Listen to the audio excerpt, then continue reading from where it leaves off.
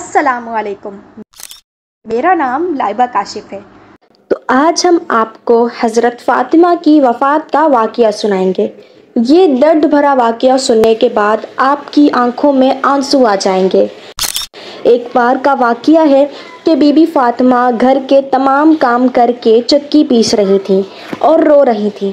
حضرت علی گھر میں تشریف لائیں کہ دیکھتے ہیں کہ گھر کے سارے کام ہو چکے ہیں اور بی بی فاطمہ چکی پیس رہی ہیں اور ساتھ میں رو رہی ہیں۔ حضرت علی بی بی فاطمہ سے پوچھنے لگے، اے فاطمہ، تو کیوں رو رہی ہے اور یہ پانی کس لیے گرم ہو رہا ہے اور اتنا سارا آٹا کیوں پیس رہی ہو؟ بی بی فاطمہ رو کر فرمانے لگیں، اے میرے پیارے شوہر، آج میں نے ایک خواب دیکھا ہے کہ میرے ابو جان کسی چیز کو تلاش کر رہے ہیں۔ میں نے ان سے پوچھا، اے ابا حضور، آپ کس کو تلاش کر رہے ہیں؟ تو میرے پیارے ابا جان سرکار دو عالم نے فرمایا، اے فاطمہ بیٹی، میں تجھے تلاش کر رہا ہوں۔ بی بی فاطمہ رو کر فرمانے لگیں کہ آج کا دن میرا اس دنیا میں آخری دن ہے، آج کے دن میں نے اللہ کو پیارے ہو جانا ہے۔ حضرت علی یہ بات سن کر بہت زیادہ رونے لگے اور فرمانے لگے، اے فاطمہ، ابھی تک تو سرکار دو عالم کے بچھڑنے کا غم ہمارے سینے میں ہی ہے اور تو اپنے بچھڑنے کی بات کر رہی ہے، میں تیری اس جدائی کو کیسے برداشت کروں گا؟ تو بی بی فاطمہ فرمانے لگیں کہ جس طرح آپ نے میرے ابا حضور کی جدائی کا غم برداشت کیا ہے، اسی طرح میری جدائی کا غم بھی برداشت کر لیجئے گا۔ حضرت علی پوچھنے لگے، یہ پانی کیوں گرم کر رہی ہو اور یہ اتنا آٹا کیوں پیس رہی ہو؟ آج کے دن بھی تم یہ کام کر رہی ہو؟ تم نے بہت کام کر لیے ہیں۔ بی بی فاطمہ رو کر فرمانے لگیں، اے میرے پیارے شوہر، آپ کے بھی تو حق ادا کرنے ہیں، اپنے بچوں کے بھی تو حق ادا کرنے ہیں۔ میں پانی اس لیے گرم کر رہی ہوں کیونکہ اپنے بچوں کو اپنے ہاتھوں سے نہلا سکوں۔ میں آٹا اس لیے پیس رہی ہوں تاکہ میرے بچے اور آپ اس آٹے کی روٹیاں بنا کر کھا سکیں۔ میں کپڑے دھو چکی ہوں آپ لوگوں کے تاکہ آپ پہن سکیں۔ میرے بعد میرے بچوں کو کون آٹا گوندھ کر پیس کر کھلائے گا؟ یہ کہہ کر بی بی فاطمہ بہت ہی زیادہ رونے لگی اور ساتھ میں حضرت علی بھی رونے لگے۔ حضرت علی بی بی فاطمہ کو سمجھا کر وہاں سے اٹھا لیتے ہیں اور کہتے ہیں، یہ کام مت کرو۔ تب ہی بی بی فاطمہ کی طبیعت بہت زیادہ خراب ہونے لگتی ہے، انہیں تیز بخار ہونا شروع ہو جاتا ہے۔ حضرت علی رو رہے ہیں، بی بی فاطمہ رو رہی ہیں اور اتنے میں گھر میں امام حسن اور امام حسین تشریف لے آتے ہیں۔ وہ دونوں اپنی ماں اور باپ کو روتے ہوئے دیکھتے ہیں تو اپنی ماں کے سینے سے لگ جاتے ہیں۔ ذرا سوچئے وہ کیسا منظر ہوگا، وہ کیسا عالم ہوگا جس ماں کو پتہ چل جائے کہ آج اس نے رخصت ہو جانا ہے اور میرے بچوں کا کیا بنے گا، میرے بچوں کو کون کھانا کھلائے گا، میرے بچوں کو کون روز سلائے گا، اس ماں کے دل پہ کیا گزرتی ہوگی۔ حضرت علی بہت ہی زیادہ رونے لگے اور بی بی فاطمہ بھی رونے لگیں اور اپنی ماں اور باپ کو دیکھ کر امام حسن اور امام حسین بھی رونے لگے اور پوچھنے لگے کہ اے ابا جان، آپ کیوں رو رہے ہیں؟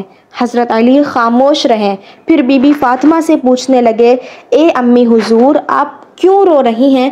تو بی بی فاطمہ نے فرمایا کہ تم دونوں اپنے نانا جان کی قبر پر چلے جاؤ۔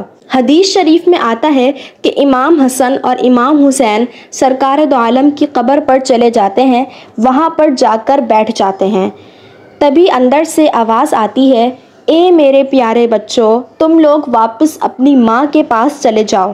میرے پاس تو تم لوگ آتے ہی رہو گے، لیکن آج اپنی ماں کو جی بھر کے دیکھ لو، اس کے بعد تمہاری ماں تمہیں کہیں نظر نہیں آئے گی۔ جب یہ بات حسن اور حسین کے کانوں میں پڑتی ہے تو وہ دوڑتے ہوئے گھر چلے جاتے ہیں اور اپنی ماں کے سینے سے لگ جاتے ہیں اور خوب روتے ہیں۔ حضرت علی بھی رو رہے ہیں، بی بی فاطمہ بھی رو رہی ہیں، امام حسن بھی رو رہے ہیں، امام حسین بھی رو رہے ہیں۔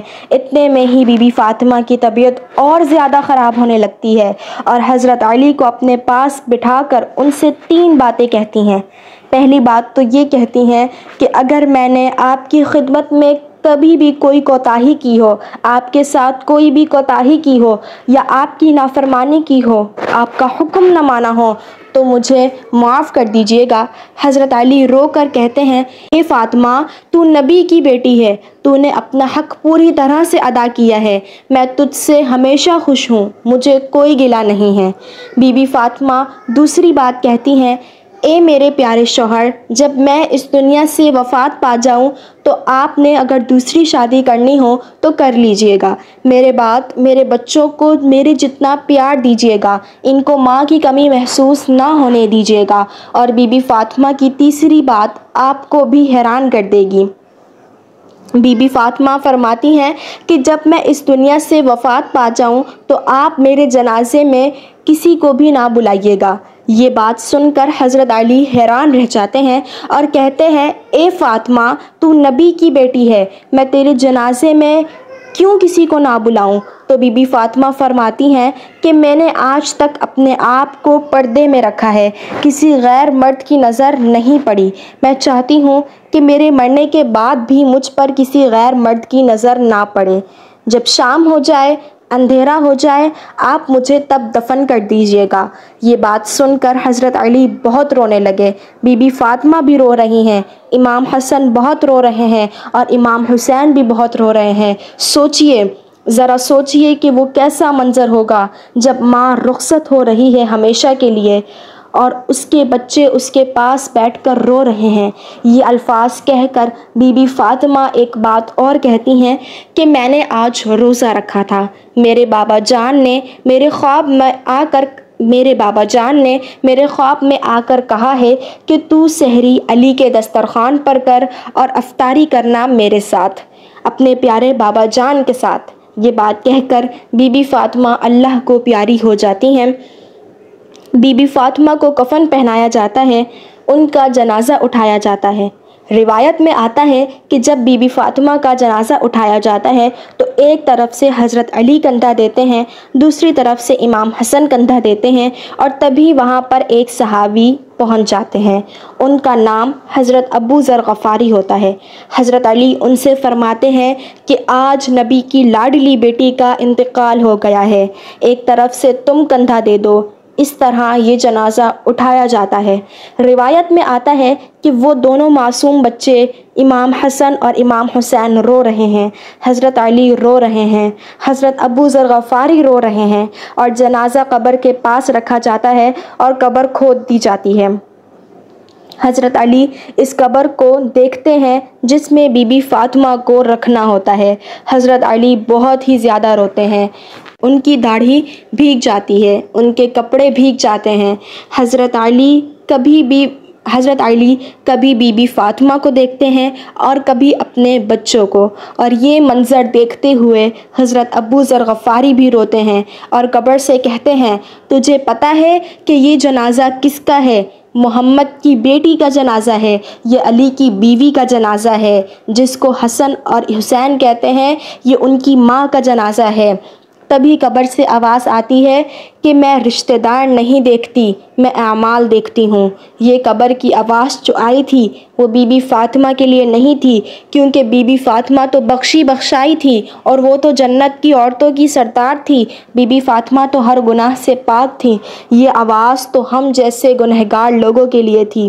بی بی فاطمہ کو قبر میں دفنایا گیا اور حضرت علی اپنے بچوں کو سینے سے لگا کر قبر کے پاس بیٹھے کافی دیر روتے رہے، دونوں پیارے بچے بھی کافی دیر تک روتے رہے۔